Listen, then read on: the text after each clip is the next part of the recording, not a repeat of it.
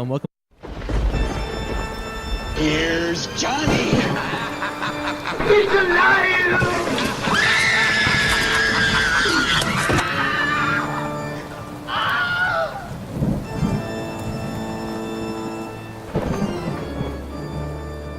Hello and welcome to another episode of the Wilhelm Screeners podcast. Once again, I'm joined by Paul. Paul, put in your plugs. Yes, you can check out my stuff at thescreenwatchersguild.com for another movie podcast, and Last Time On podcast for a TV podcast as soon as we start recording episodes again, hopefully soon. To be continued. Yes. All right, it's October, Screamfest again. We're doing our second episode of horror film reviews, and we decided to jump away from the Devonian period and into the more modern period. Even though it's 2007, we're talking about Trick or Treat. Yeah. Smell my feet. Oh, what's it called? I think they skipped that part though when he was writing all over the wall. It was just give me something good to eat, trick or treat, give me something good to eat. I didn't see anything about underwear being pulled down either. Didn't see any of that either. Which that probably would have lost the scare factor. Anyway, this film is a 2007 film. It is an anthology movie, which if you don't know what an anthology is, it's kind of like the Twilight Zone movie where there's a bunch of stories. So it's not a full story arc that goes from beginning to end. While somehow in this film, they intertwine a bunch of different story arcs, one way or the other, whatever it's like a character walking by or something like that. But it takes place during Halloween night in a town that really does love Halloween, almost as much as like Halloween Town. I saw this movie before. It was Paul's first viewing. Paul, what do you think of this movie? I really enjoyed it. It was a nice little, like taking a lot of the genre stereotypes and cliches and having fun with them, which is like something that a lot of, recent movies have been doing. Stuff like The Guest and Your Next did it. And stuff like that is like they like to take the old stuff that people love about those movies and have some fun with it. And I like that. Yeah, I really like how it's definitely corny at times. And Yeah. just like, but if you know what they're trying to do, then you appreciate this film. This film could totally be a flop, which for some reason may explain why it's a VOD and not a theatrical release. I first saw this movie on Netflix, which I think most people saw it as, and started watching it through that. And then eventually it started gaining a cult following. It's only a few years old, but it's becoming the movie to watch in October. Maybe not like the Halloween that you watch on Halloween night, but it's definitely a movie that everyone who loves horror should experience. What do you think of the characters or just the cast of this movie? I really enjoyed everyone. There's a lot of really good character actors in this movie. Dylan Baker as the principal is an actor that's in a lot of things, and he's always funny every time he's in something. And he's really great in this role. Also, Anna Paquin's in it, which I really enjoyed from the first few seasons of True Blood. If you've watched True Blood, you know that the first few seasons are all you need to watch. It does not fare well later on. Let's just say. And then of course, there's someone else here. Hold on, I'm looking at the thing here. Brian Cox. Brian Cox, yes. Stryker. Yes. Brian Cox in a very weird nose prosthetic that I was not understanding the reasoning for, but it's all right, I guess. I think it's to connect to like the. Well, let's not spoil anything. Let's not. I did not say. I just think connecting to the something. Yeah, but even so, I think it looked a little goofy at times, only because I know the actor. So I was just like, why is his? But once you hear his voice, you're like, oh, that's right. Oh, that's I knew. Yeah, before they showed his face, I heard him, and I went, okay, I know exactly who that is. Thanks to that awful Noah movie that he's in. Noah? Oh, no, he's not in that movie. That's the other guy who's kind of like him. You know what I'm talking about? That one actor that's not Brian Cox, but he sounds like him. No, I've never seen Noah. Isn't that the movie that Cody loved and you hated? Cody really liked, and I disliked immensely. Because it was stupid.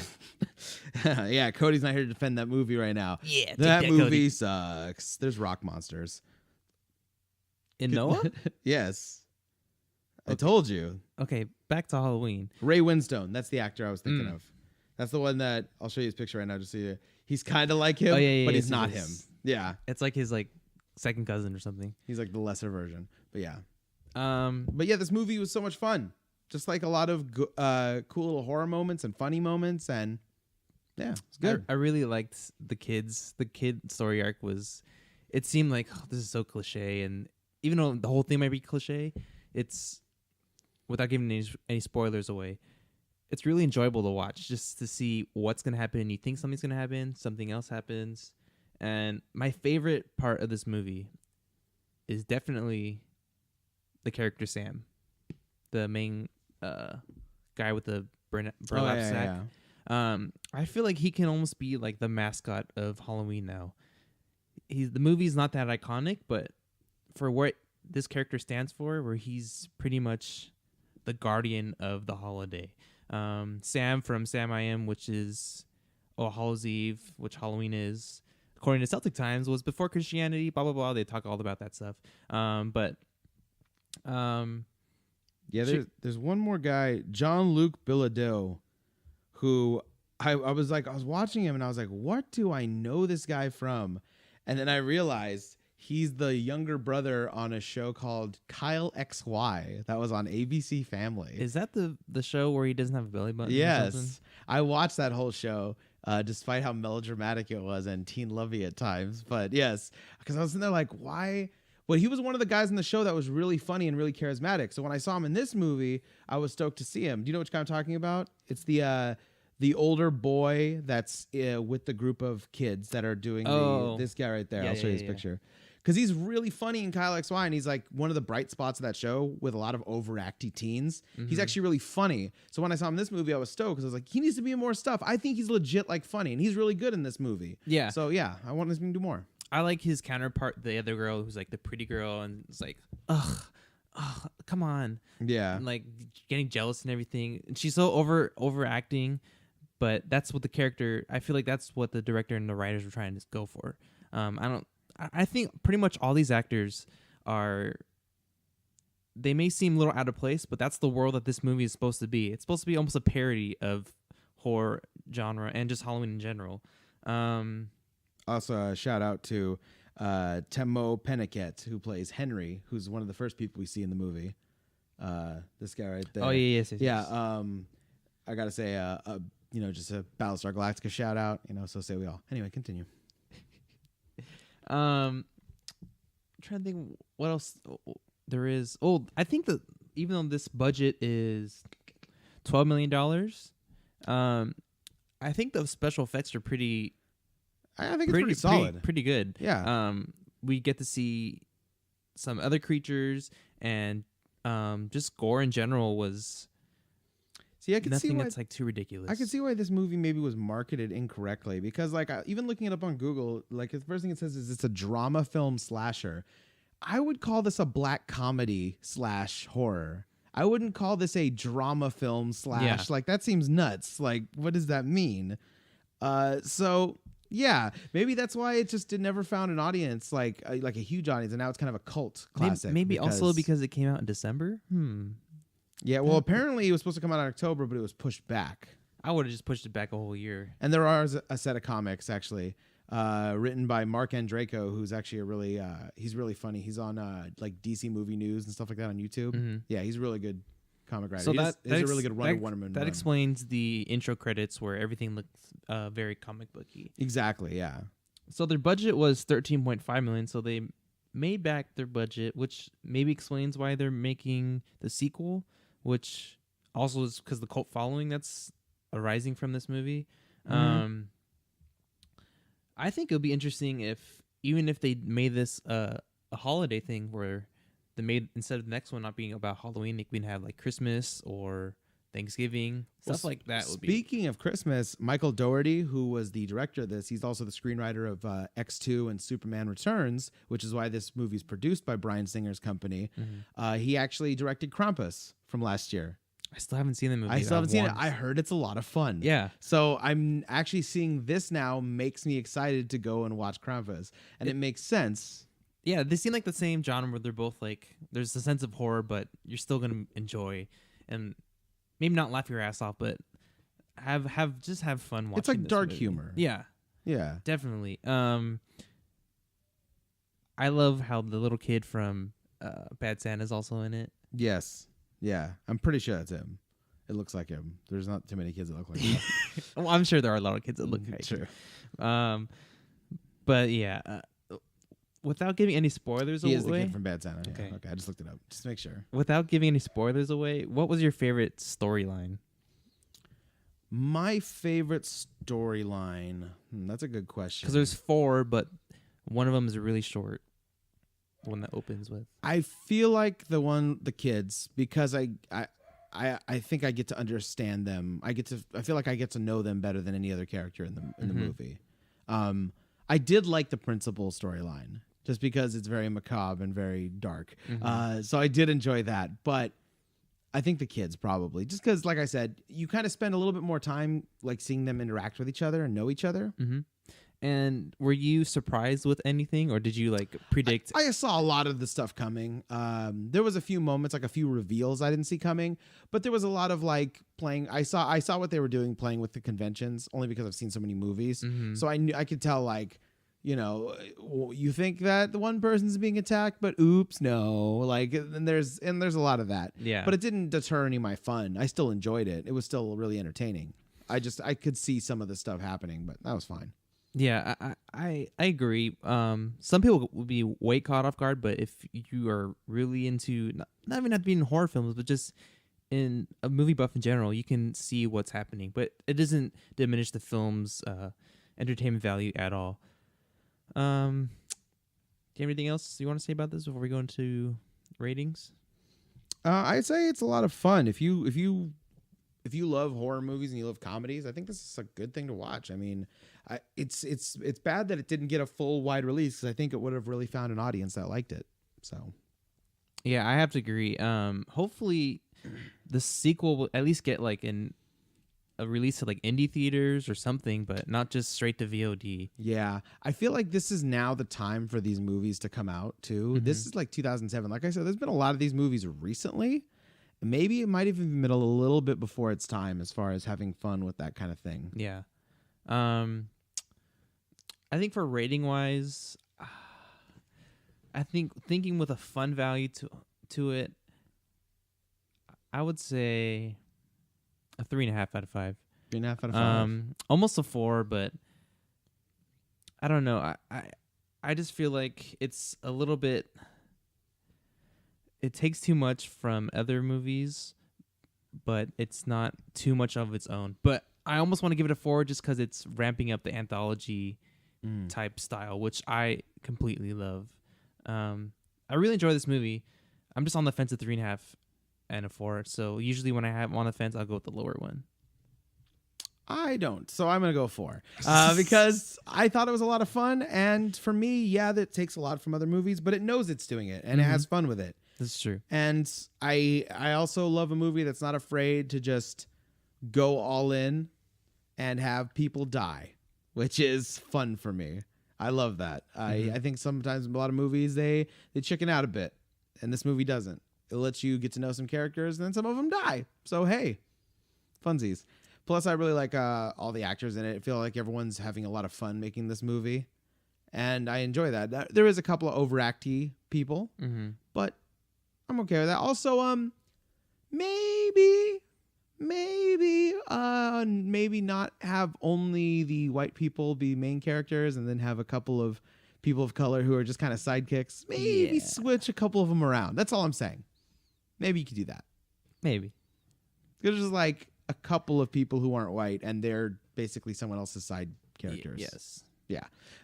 So, you know, but isn't that not a problem of this movie or a problem of Hollywood? That's a problem of Hollywood. Yeah. So, you know. I guess we can get still a little on topic, a little off topic. As a kid, what was your favorite candy bar you got when you went trick-or-treating?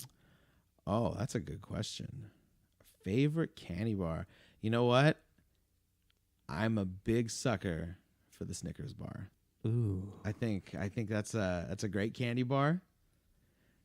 And that's the one. If not that, I liked the special dark Hershey's. Those were the bomb. Oh, those were good too. Yeah. I really liked, I mean, I still do, Reese's peanut butter cups. But if they were the special ones that were the jack-o'-lanterns, which now they don't even spend any time. It doesn't even look like a jack-o'-lantern anymore. It just looks like Yeah. a turd. They do that with the Christmas ones Yeah. too. The Christmas tree one. Like it's Look like a so little- much peanut butter too.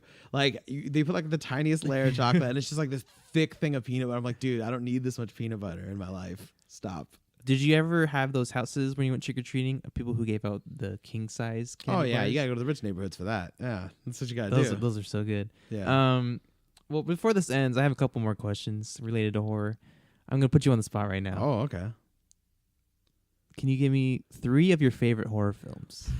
That's wow, that's a tough test for me right now. 3 of my favorite horror films. Shoot. Maybe like you're just sitting down and I'm trying to someone's think like, of because it's easy for me just to go with ones from the last couple of years. So I'm trying to go back to when I was like a kid, Mhm. what I liked watching. Because if I go now, I'm just gonna go with like It Follows Yeah. and a couple other ones that we've seen in the past couple of years, and that's a little boring. I want to try to go a little more retro with it. When I was a kid, I actually really liked what's it called, Child's Play, the Chucky films. No, that's a good movie. Those freaked me out when I was a kid. Like I would watch them and I would not sleep. Like literally I would not sleep. And I hated them, but I watched them. I also, Jason Goes to Hell was when I watched when I was a kid. I hate that movie. I know, but when I was a kid, you know what I mean? Oh, my heart's hurting. Yeah. Just like when he ate his I mean, heart. I like the original stuff as well, but Yeah. when I was a kid, I remember that one because that was a big deal. That one came out when I was so that was like the first one I remember them being like a new one is coming out, and I was like, okay. So, but I really love the original Nightmare on Elm Street. I really love that. I watched that when I was younger, and once again, could not sleep. That's the movie where you don't want to sleep. Yeah. It's so scary. Yeah, Jason Goes to Hell is like the outlier. It's like the one where like I just remember when it was coming out. Mm-hmm. And also it's not a horror movie, but there are horror elements in it. And when you're a kid, they're pretty freaky, and that's Ghostbusters. The stuff with Zool and everything is scary when you're a child. Now, of course not. Yeah. But when you're like a little kid like I was, that stuff's scary to you. So I gotta go with that. I guess if we're going the when you're a child horror movie route, because that was kind of unfair of me to ask your favorite, because I know if I gave you time, you would have come up with way different answers. So Yeah. we can just go with the most impactful as a kid. For me, Jurassic Park scared the shit out of me, because I remember my family, we had this big ass TV, we had a Bose system. What are we gonna do tonight? Oh, let's watch Jurassic Park. And then it was like my bedtime or something, where I was like, I don't want to watch it because I was getting scared. And that rain scene, when the T-Rex comes out, Yeah. full blast on that Bose speakers, when that thing roared, I was screaming just as much as Lex was, because that thing was so scary. But now that's my favorite. That's pretty much my favorite film of all time. I've got to say that any day, that movie's just amazing. As for- Hellraiser freaked me out too when I was a kid. I watched that a couple years ago, and I was like, Jesus, this movie. Yeah. Another movie that freaked me out a lot as a kid was Signs. I don't know why, but every time like the alien was on top of the barn, or Yeah. you see I think it was in Mexico or something, the birthday party scene, I remember my heart would be like racing super hard, like, oh my god, this is so scary. I was scared just as much as Walking Phoenix in that movie. I'll give you my favorite terrible horror film Ooh. because it's so bad. I laugh at it and it's barely horror, and that's Jason X. Oh, Jason X is amazing. I know. I have it on DVD. I'm hoping when the video game comes out that there's going to be a DLC where it's in space. Yeah. My favorite moment, one of my favorite moments of Jason X is there's a breach in the spaceship and people are getting sucked out of the thing. And a girl, right before she gets sucked out, goes, "This sucks on so many levels." And then she gets sucked out of the spaceship. Brilliant.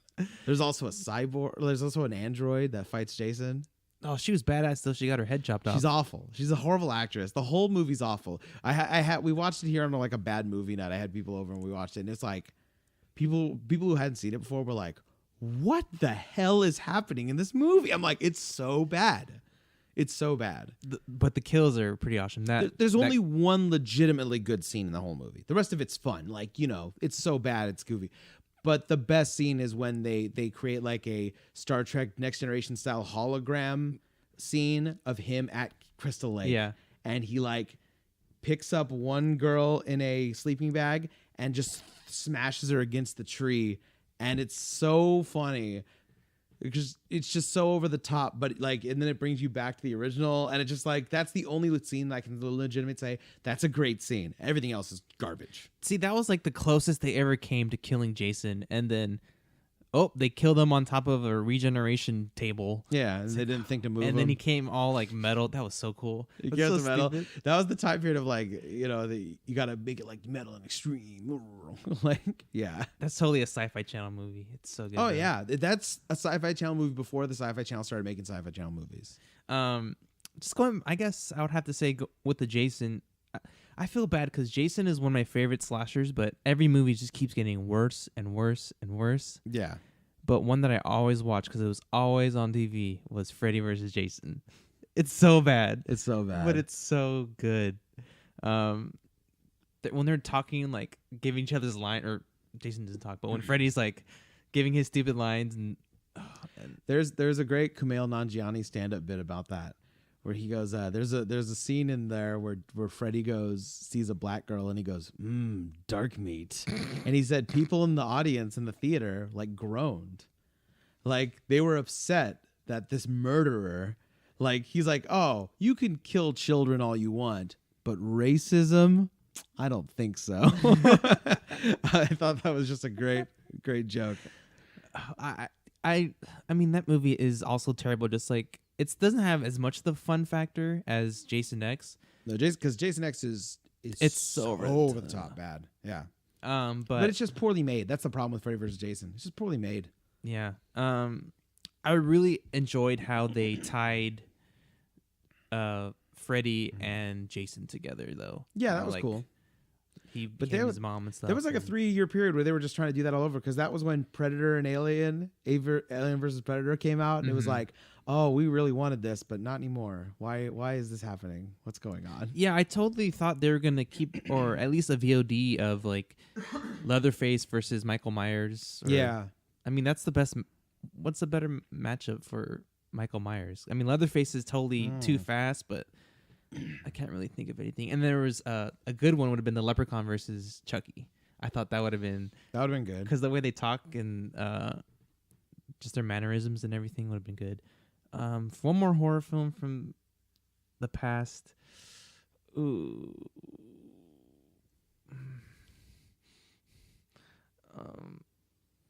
I remember when Bride of Chucky came out. Oh God. Yeah. I only seen parts of Jennifer it on TV. Tilly, I think, is the girl in it. Yeah. Jennifer Tilly? Yeah. That movie's a shit show and a half.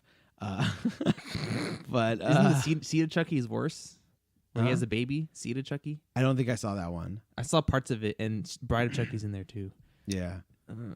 I guess I'll say Child's Play 2. I like it because it continued the story arc from the first one. You had the kid from the first movie, and then the way that Chucky dies at the end of it is spoilers, but Is that the fan one? no, it's where he goes in. Which one's the Chucky movie where he dies from the fan blade? Like the giant fan blade thing, like chops him up. I don't. That might be 3. I think it might be 3. I don't know, but there's one. I remember that specifically when I was a kid. 2 is when he goes into the conveyor belt thing. Yeah. And then he gets all like. I had one more, and I just fucking. I missed you up. I'm about sorry. Uh, That's my fault entirely. What was it? Oh, whatever. But yeah, horror films. This is the reason why every year I try to watch 31 horror films throughout October. I feel like horror just in general is such a downer now to people, and it's cheap jump scares and loud noises, and that's why we're trying to review movies that are actually somewhat are bringing back. They're either celebrating the old or they're bringing back just the horror genre. Like It Follows is great, and The Guest isn't really horror, but That has some horror elements. Yeah, some of it, but it's a very influenced by horror movies, even though Yes. it's not a horror film. Is what it is. I really want horror to go back to where it was. Like The Shining Shining was nominated, right, for an Oscar? Yeah.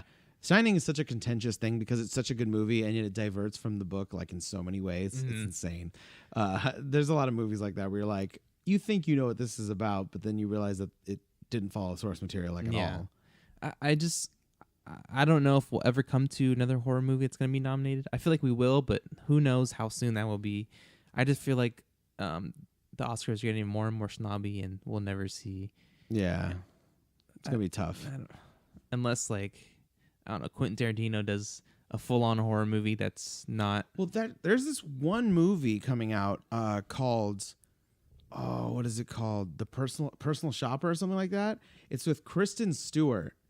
And she's been in, like, great movies lately. It's just, you know, she, like, completely busted out of that Twilight frame. Like, she is just doing great stuff now. But there's this movie that, like, it starts off and it just seems like another, like, drama that she's been doing. But then all of a sudden, like, there's these weird supernatural elements. And I'm like, whoa, what? And then the trailer ends and I have no idea what's happening. And I'm like, what? Like, so I think it's going to take a movie like that bridges. Like, it won't just be a flat out horror movie. It'll be a horror movie that's also like an indie drama / horror film. You know what I mean? Like, I could see something more like an It Follows getting that rather than like a Don't Breathe, you know? Yeah. Like, it's going to be something like that where it's like trying to mix a particular artsy frame that the Oscars are very friendly to, mixing that with horror. Like, kind of how Dark Knight was like, it's a comic book movie, but it's also a great acting piece by Heath Ledger. So, you know. Yeah. Well, that's for another time to talk about in the future, possibly.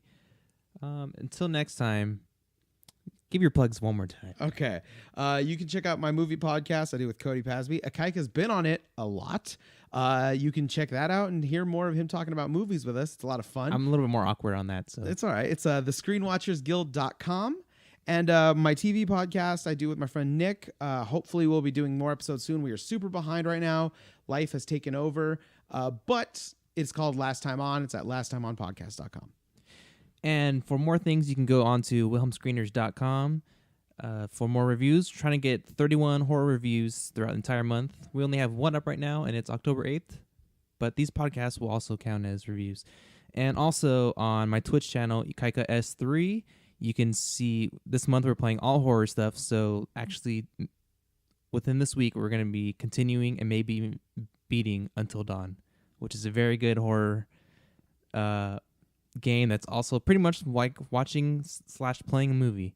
So look at all that stuff, and for sure go back and look at all of Paul's and the Screen Watchers Guild, because that's an amazing podcast. Until next time, I'm Ikaika. And I'm Paul.